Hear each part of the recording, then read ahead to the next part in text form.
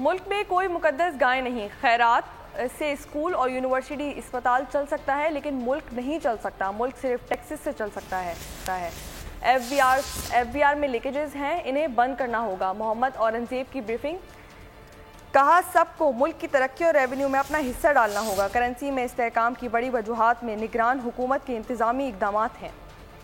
بجلی کی تقسیم کار کمپنیوں کی بھی نجکاری ہوگی، اسٹیل ملز کی بحالی کا کوئی امکان نہیں ہے، 1 ٹریلین کا خسارہ برداشت نہیں کر سکتے۔ وفاقی وزیر خزانہ نے کہا اسلام آباد ایئرپورٹ کی نجکاری کے لیے بیڈنگ شروع ہو چکی ہے، کراچی لاہور ایئرپورٹس کو بھی آؤٹ سورس کریں گے، اگست تک پی آئی اے نجکاری کے معاملات حل ہوں گے۔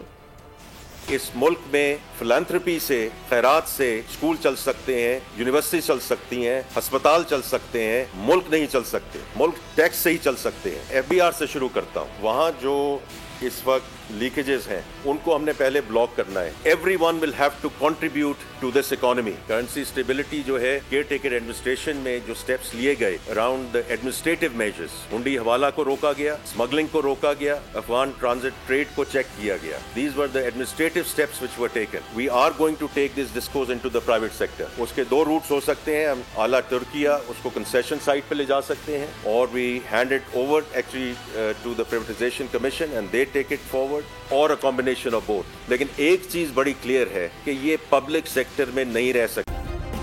سبسکرائب کریں اور بیل دبائیں تاکہ کوئی خبر رہ نہ جائے۔